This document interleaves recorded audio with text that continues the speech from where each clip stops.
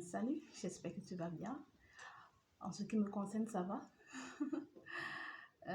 J'ai une autre histoire pour toi aujourd'hui.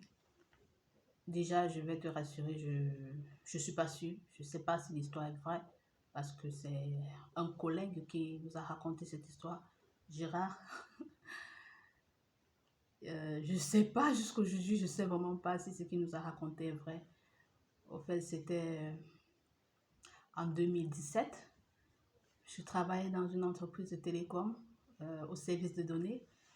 Et cette entreprise avait des salles. Et c'était des grandes salles avec des bureaux ouverts. Dans notre salle, nous étions 8. Nous étions 8, chacun à son poste là. Et généralement, en travaillant, on tapait les commentaires. Généralement, en travaillant, on tapait les commentaires. C'est ainsi que un matin, nous sommes arrivés au boulot aux environs de 8h30 pendant que chacun était là en train de travailler.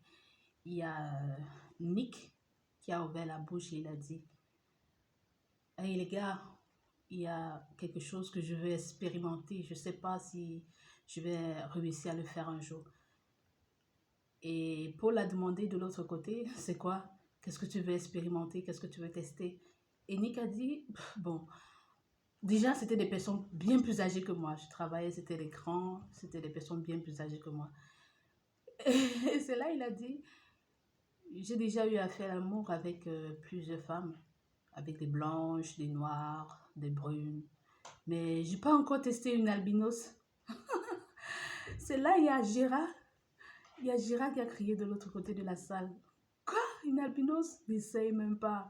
N'essaye même pas. Ma première expérience avec une albinos, c'était le cauchemar. Et Lynn, de l'autre côté, elle a dit: le cauchemar, comment ça un cauchemar? Explique-nous qu'est-ce qui s'est passé. C'est là, Gérard nous a fait comprendre que il a rencontré sa petite amie en fait. Sa petite amie. Il a rencontré sa petite amie. Ils ont passé 7 mois ensemble sans se toucher. À chaque fois qu'il essayait de s'approcher d'elle, une albinos, à chaque fois qu'il essayait de s'approcher d'elle, elle refusait. Elle disait: non, je ne suis pas prête, pas maintenant, attends, patiente et tout et tout. Il lui demande: mais c'est quoi, tu es vierge?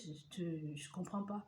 Elle dit: non, je suis pas vierge, mais je veux pas, patiente un peu, le bon moment viendra. Le bon moment viendra. Et lui, alors, il ne comprenait pas pourquoi elle disait ça. Il se disait comme: peut-être je ne suis pas trop mignon, peut-être je ne suis pas trop chaud, peut-être je ne l'attire pas. Il se posait des questions. C'est comme ça donc. Après, ils ont décidé un jour de passer à l'acte. Il a invité sa petite amie à la maison. Elle est arrivée, c'était un samedi matin. Ils ont cuisiné, ils ont mangé, ils ont dansé, ils ont bu. Et ils se sont mis là au salon à se toucher petit à petit.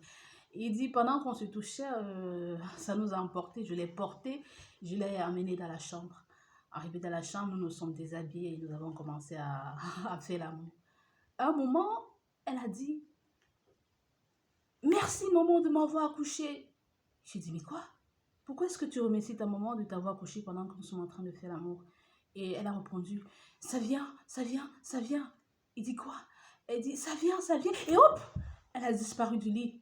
Il dit: la panique. J'ai paniqué, j'ai paniqué, j'ai paniqué. J'ai sauté du lit et je me suis mise à fuir.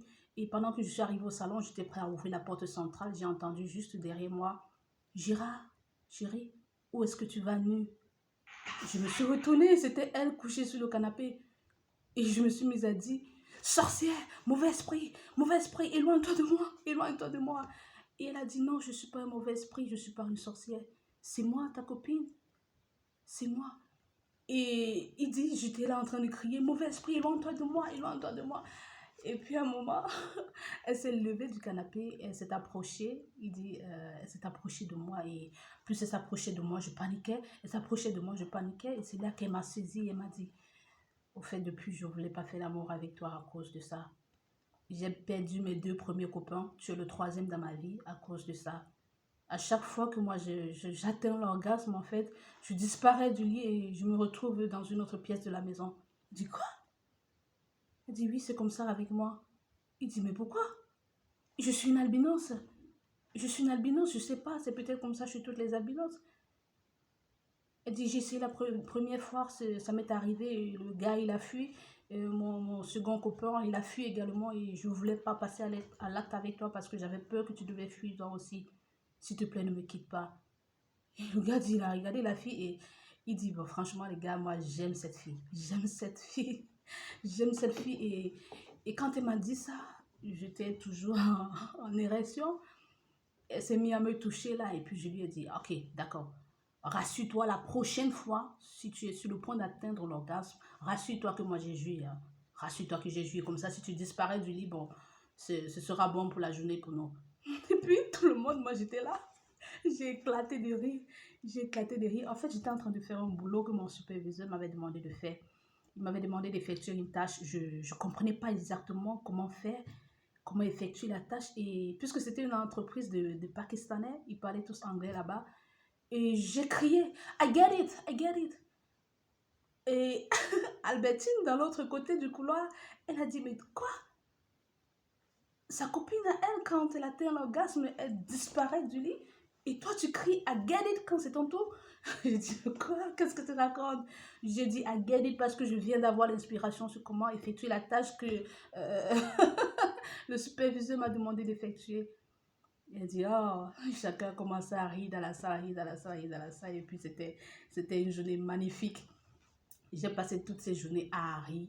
Je suis arrivée à la maison, j'ai passé le temps à rire. J'ai ri cette histoire pendant une semaine. Que l'histoire des albinos, c'est comme ça. Mais jusqu'aujourd'hui, franchement, je ne sais pas si Gérard nous a dit la vérité ou c'était juste une fausse histoire. Mais à l'entendre parler, il était très sérieux et il nous a dit que c'est sa copine, il est toujours avec elle. Ils sont ensemble. Ils sont ensemble et c'est comme ça qu'ils vivent. Quand elle va atteindre l'orgasme, s'ils sont au salon, elle disparaît, elle se retrouve dans la chambre ou à la cuisine. Si c'est dans la chambre, elle disparaît pour une autre pièce de la maison et ils sont habitués. C'est l'histoire de Gérard et sa copine albinos que je voulais partager avec toi aujourd'hui. J'espère que j'aurai une autre histoire pour toi demain.